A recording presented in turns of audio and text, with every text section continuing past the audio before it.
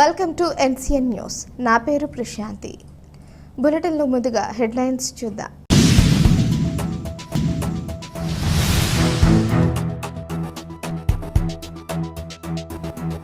రాజమహేంద్రవరంను blade batch గంజాయి రహిత నగరంగా తీర్చిదిద్దుతాం.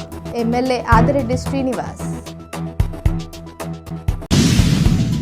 మీ భద్రత మా బాధ్యత అనే విధానంలో కూటమి ప్రభుత్వం సుపరిపాలన అందించే దిశలో అడుగులు వేయటం లక్ష్యంగా పనిచేస్తామని నగర శాసనసభ్యులు ఆదిరెడ్డి శ్రీనివాస్ హామీ ఇచ్చారు.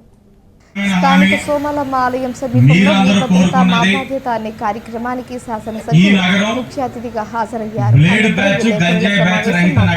ఈ సందర్భంగా ఆదిరెడ్డి శ్రీనివాస్ మాట్లాడుతూ పిల్లల భవిష్యత్తు కోసం కూటమి ప్రభుత్వానికి మహిళలు పెద్ద ఎత్తున మద్దతు. ఎన్నికల ప్రచార సమయంలో ఇంటింటికి మహిళలు పిల్లల భవిష్యత్తు కోసం కోరడం అదే అంశాన్ని పెట్టడం జరిగిందని తెలిపారు. ఆ దిశలో మా బాధ్యత అనే కార్యక్రమానికి చుట్టడం జరిగిందన్నారు.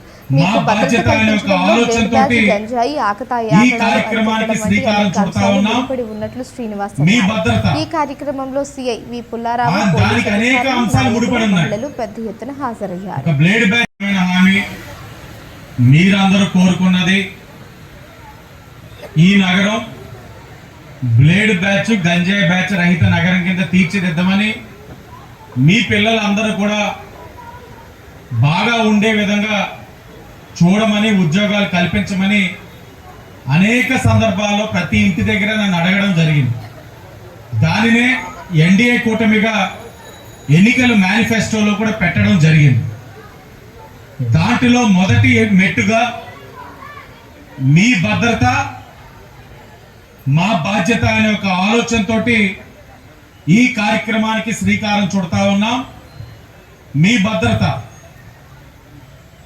దానికి అనేక అంశాలు ముడిపడి ఉన్నాయి. ఒక బ్లేడ్ బ్యాచ్ కానివ్వండి, గంజా బ్యాచ్ కానివ్వండి, ఆకతాయిలు కానివ్వండి, ఇలాగ అనేకమైన అంశాలు ముడిపడి ఉన్నాయి. వాటన్నిటిపైన కూడా ఎన్డీఏ కూటమి స్పష్టమైన బాధ్యత తీసుకుంటామని మీకు అందరికీ కూడా అప్పుడు హామీ ఇస్తా ఉన్నాం. ఇప్పుడు ఆ హామీని బలపరుస్తున్నామని కూడా మీకు చెప్తా ఉన్నాం.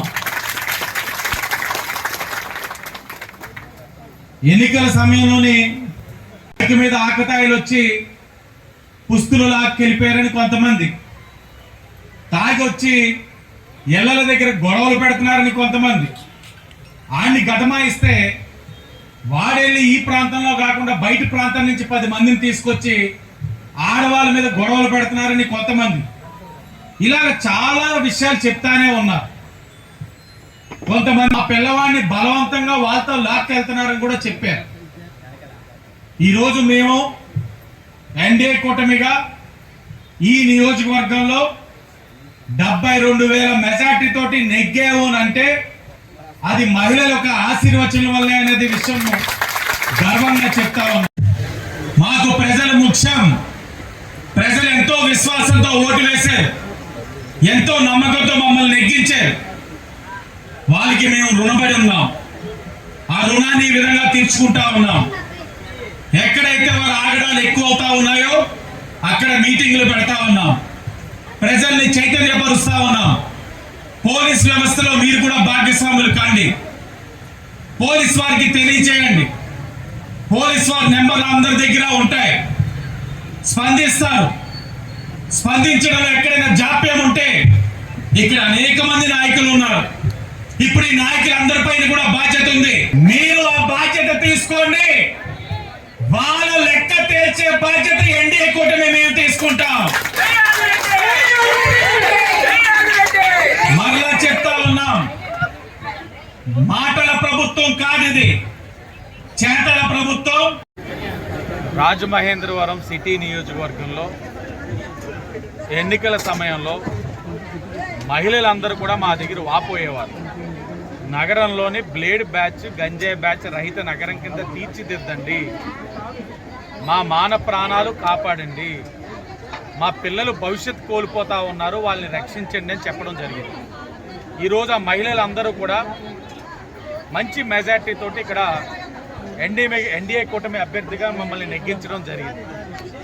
ఈ రోజున నెగ్గించిన బాధ్యతతో మీ భవిష్యత్, మీ భద్రత మా బాధ్యత, మీ భద్రత మా బాధ్యత అనే ఒక కార్యక్రమానికి శ్రీకారం చుట్టడం జరిగింది.